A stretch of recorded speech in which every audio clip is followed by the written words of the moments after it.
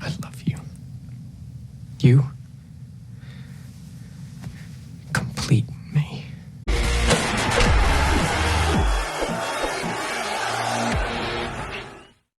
Took a day off yesterday and figures there was big news. Zach Sieler was signed. We're all happy about that. We love this guy. And that's great news. I like great news. But yeah, that's clear. But I think that maybe this does point to another data point showing that maybe we're getting a little coherent around here with the way we build our team. So I'm going to touch on that, dig into it a little bit, celebrate. And then we signed Germain Ifedi as a backup tackle. Dolphins Dundee had asked me about the 5 guys we were looking at. Saturday night, I was watching The Rock, the old movie, with the kids, and I glossed over it. I was wrong, though, because I didn't really give a full view. Ifedi was the best of the 5, and in fact, I think he's the best backup we have. This is not to say he's great, or whatever, but I'm going to give you a full breakdown of him. I watched a bunch of his films, so I got a good handle on him. So those are 2 big subjects. I'm going to talk a little bit about Ingles' concussion, Tyreek Hill saying something about H.N. on 3rd and 1s, and McDaniel not being so happy. So that's the full pool of the stuff for today, guys. So like, subscribe, comment, and views. That's how the algo gods get fed. That's how my sponsor keeps me here. So if you enjoy what I'm doing here, that's how it gets done. So I appreciate that. Because remember, without the 2 of you, this show ain't going down. Ace Per Heads betting software is the premier white label platform for bookies to manage their players and grow their sportsbook operation. Click the link in the description below to get set up in minutes. Ask for the Cutis promo and get a special introductory discount. All right, obviously, Zack Sieler is probably one of the best snags that we've had.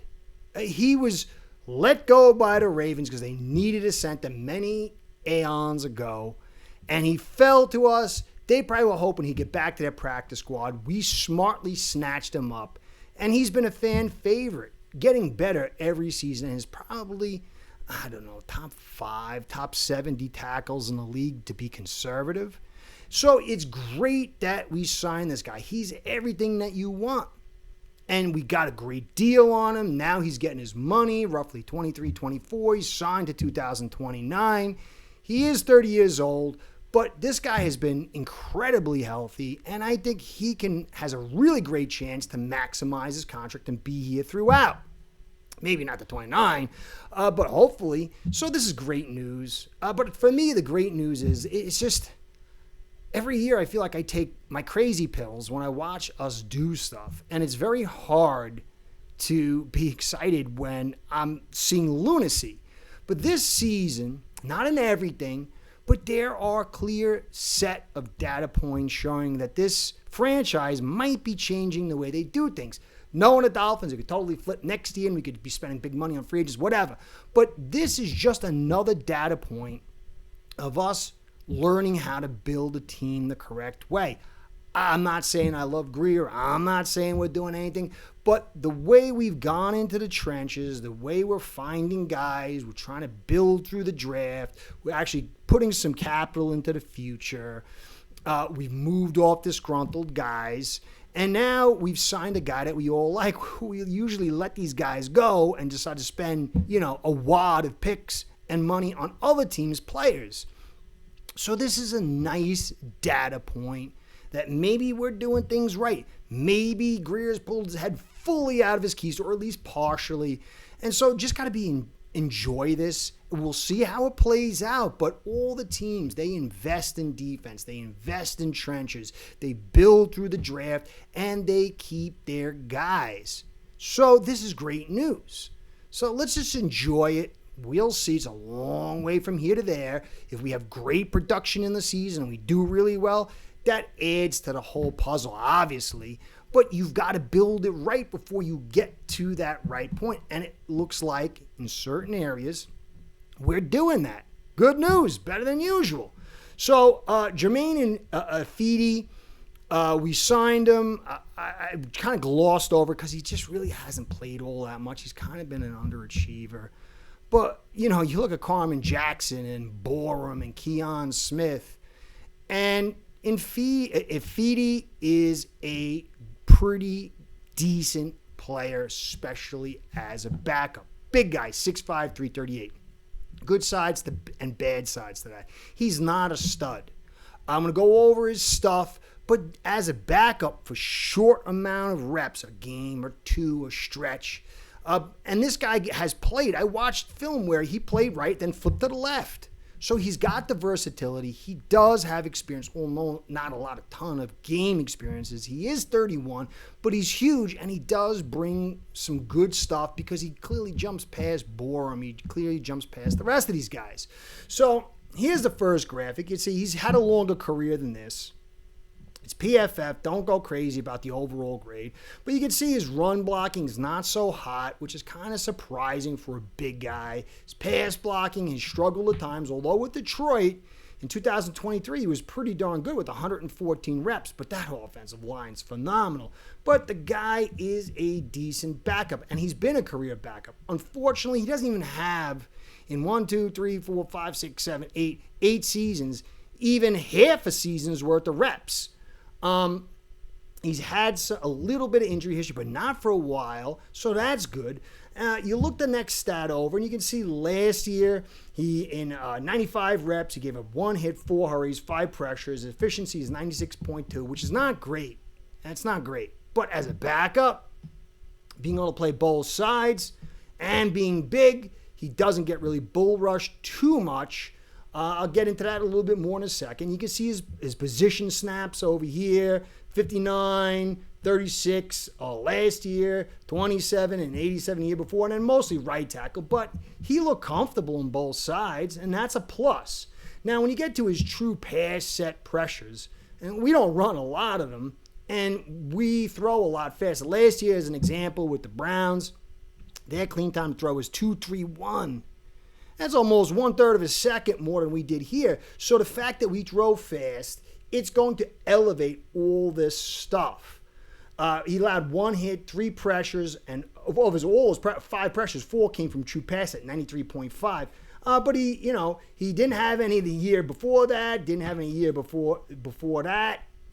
As far as pressures. So sometimes you could do well. And you saw an 89, 95, 85, 6.5, 85.7. Don't know all the circumstances, but it's been pretty much hit or miss, mostly miss.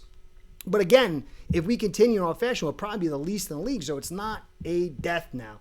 Last little bit, look at his injuries. Hasn't been injured since 2020, although he had a calf and he was questionable. 20, he had a tricep, questionable. 2020 wasn't a good year for him. 19, knee, questionable. 2016, nothing. And in 2018 and 18 as well, he had a groin questionable. So this guy hasn't had a ton of injuries, and we need that. He is semi-durable. He doesn't get bull rushed, and that's the key point. If we're trying to run, and you look, all the sizes of our tackles are the same now. All these big guys, 6'5", 6'6", in the 330 range, except for Jags. So when you watch him play, he's good when if he washes guys down in the run game. He's pretty good because he's so big.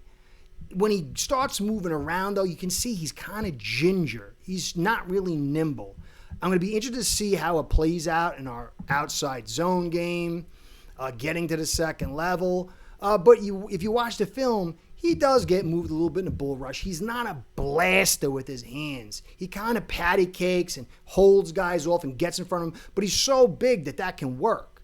And again, as a backup, I'm fine with that. I don't like Borum. He's even less nimble to what it appears than Ifedi. Keon Smith's got no junk in the trunk. Carmen Jackson's had tons of reps, and I'm not really trusting Carmen. So this is a nice little ad. I think you got Borum and him as your third and fourth, unless Keon steps up. The problem is Jackson, he's got these injuries. They seem to pop up quicker and quicker now. Will he be healthy for the season? If you got Ifedi and Borum coming in for small snaps, it's not a big deal. I think this was a smart ad. He's a song and a dance. I think he'll make the team. And I clearly think he's better than others. Even Eric Smith, who really knows the game, said he's clearly the best backup we have, and I have to agree. So this is a nice little signing, unless he's got to start long term. And then I get a little concerned. But overall, when you watch his film, he's just not easily moved. And so you're not going to get those quick pressures. Again, he might limit us a little bit, but what do you expect at this stage? I think this was as good a pick as we could get, a pick up in free agency at this stage, and I like him. And worst case scenario, you can move off Borum, and maybe you find another guy of this caliber to fill in for the tackle spot. Maybe even Borum moves into like a guard position backup. So overall, I'm happy. Don't get ecstatic. He's not, changing things. I still think that maybe Jackson's better than him. I do, because of his movement skills. But he does get bull rush. If you watch him, he gets walked back too much, and that bothers me. He gets hit sometimes, and you see his whole body shudder. And that's something that the players see on film, and I don't like that. And he doesn't happen with him because he's so big. So it's a good little signing. Last little two bits. Ingold got a concussion, and thankfully it wasn't a serious injury ligament-wise, but your brain got rocked. And if he's got this one concussion and he gets a second one, he can start turning into a problem. But he's not had a lot of concussions. And a lot of time before he's going to be taking those shots. So we averted disaster. Although I feel bad for the guy because none of that stuff is good for you. But thankfully, it is what it is. So we're seeing some motion in our injuries as far as movement. Davis appears to be at some point getting back here. Obviously, we lost Kohut. There's a bunch of other little nicks. But we need Ingold. Glad it wasn't super serious, but your brain getting rocked is not a good thing. So, but thankfully he's got plenty of time. Anyway, last little bit. Tyreek Hill, I thought it was like not a big deal, but he said the coach has got to stop putting H-Chain on 3rd and 1s, which we kind of understand a little bit. But I think when you heard McDaniel speak about it today, he seemed a little perturbed. I still think despite the mea culpas and all this stuff, there is a little friction still in the background.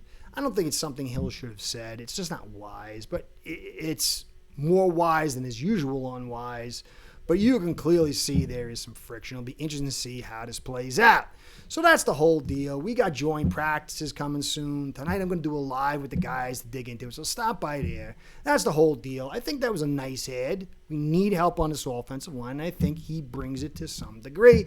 And of course, Sieler is our guy. He's going to stay our guy, and he'll probably end his career as our guy. And that makes Curtis happy. I'm sure it makes you happy too. Anyway, Curtis saying, be well, go Fins. Curtis out. Start building your own online sportsbook today by getting signed up with aceperhead.com service that'll allow you to book action on sports from all around the world.